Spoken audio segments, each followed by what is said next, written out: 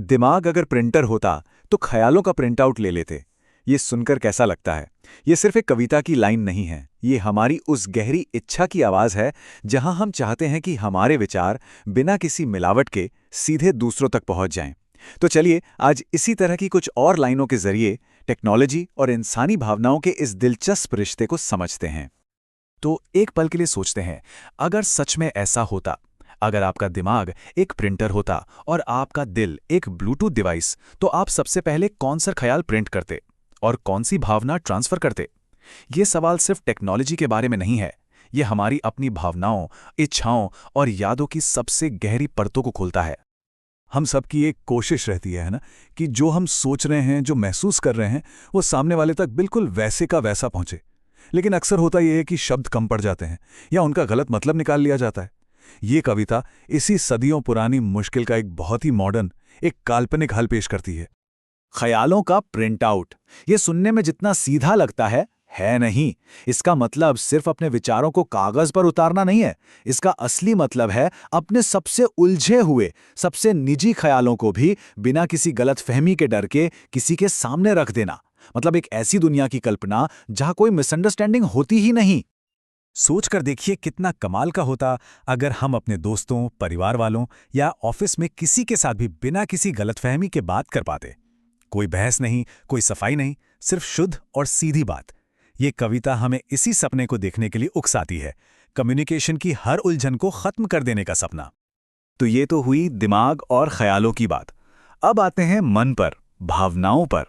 देखिए, जब हम किसी से बेहद प्यार करते हैं या बहुत दुखी होते हैं, तो हम सिर्फ ये कहना नहीं चाहते कि हम कैसा महसूस कर रहे हैं। हम चाहते हैं कि वो इंसान उस एहसास को महसूस करे, ठीक वैसे ही, उसी इंटेंसिटी से जैसे हम कर रहे हैं। ये लाइन उसी गहरी इच्छा को आवाज देती है।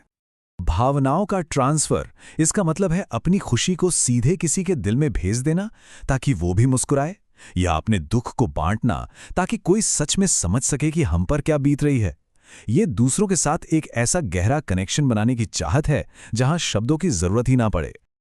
अच्छा, अगर ये ताकत मिल जाए तो वो कौन सी पहली भावना होगी जिसे आप किसी को ट्रांसफर करना चाहेंगे? अपनी खुशी ताकि वो भी खुश हो सके, या अपना दुख ताकि कोई आपको बेहतर समझ सके, या शायद प्यार ताकि दुनिया में थोड़ी और मोहब्बत हो? सोचने वाली बात है ना? तो यहां देखिए, दिमाग एक प्रिंटर की तरह है जो विचारों को छापता है, और दिल एक ब्लूटूथ डिवाइस की तरह है जो भावनाओं को शेयर करता है। ये एक खूबसूरत तुलना है जो हमें दिखाती है कि कैसे टेक्नोलॉजी हमारी सबसे पुरानी मानवीय इच्छाओं को बयां करने की एक नई जबान, एक नया तरीका बन गई है। तो अभी तक हमने बात की शेयरिंग की, अपने विचारों और भावनाओं को शेयर करने की। लेकिन ये कविता यहाँ रुकती नहीं है। अब ये एक कदम और आगे बढ़ती है और हमें दिखाती है कि हमारी इच्छाएं सिर्फ शेयर करने तक नहीं, बल्कि अपनी जिंदगी को, उसकी यादों को कंट्रोल करने तक जाती हैं। हम सब अपनी जिंदगी के खास पलों को हमेशा याद रखना चाहते हैं, है ना? जन्मदिन, वो पहली कामयाबी, दोस्तों के साथ बिताए पल। ये लाइन उसी इच्छा को आवाज देती है। काश हम इन यादों को, इन पलों को हमेशा के लिए एक बैकअप में सहेज कर रख पाते।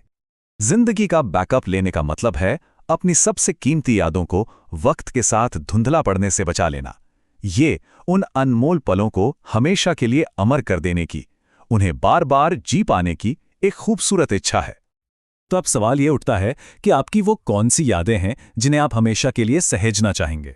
अपने बचपन की कोई शैतानी, अपने पहले प्यार का एहसास, या कोई और खास पल जो आज भी आपके चेहरे पर मुस्कान ले आता है? और यहाँ ये कविता अपनी सबसे गहरी इच्छा पर पहुंचती है, बचपन को रीस्टार्ट कर लेना। ये सिर्फ गलतियों को सुधारने के बारे में नहीं है, ये अपने अतीत से सीखकर एक बेहतर इंसान बनने का एक मौका है। एक नई, एक ताज़ा शुरुआत करने की सबसे बड़ी हसरत है। सोचिए, अगर ये सच में मुमकिन होता तो आप अपने बचपन में क्या बदलना चाहते हैं? शायद अपने दोस्तों के साथ थोड़ा और वक्त बिताते, या अपनी पढ़ाई पे थोड़ा ज्यादा ध्यान देते, या शायद आप कुछ भी नहीं बदलते। ये सवाल ही अपने आप में बहुत कुछ कहता है। तो इन सभी डिजिटल सपनों के बाद चलिए अब हम अपनी असली जिंदगी में वापस आते हैं और एक आखिरी लेकिन सबसे जरूरी सवाल पर विचार करते हैं। ये कविता हमें बहुत खूबसूरती से दिखाती है कि टेक्नोलॉजी सिर्फ एक मशीन या टूल नहीं है, ये हमारी सबसे गहरी इच्छाओं का, हमारे अधूरे सपनों का एक आईना बन गई है। और हम आपको इसी सवाल के साथ छोड़कर जा रहे हैं। अगर हर पल को बचाया जा सकता, हर गलती को सुधारा जा सकता, तो क्या जिंदगी इतनी खूबसूरत होती? शायद हमारी यही खामियां, हमारी गलतियां और हर पल का दोबारा न लौटना ही जिंदगी को कीमती बनाता है। और शायद टेक्नोलॉजी हमें इन भावनाओं को बदलने में नहीं, बल्कि इन्हें बेहतर ढंग से समझने और एक दूसरे से बांटने में मदद कर सकती है।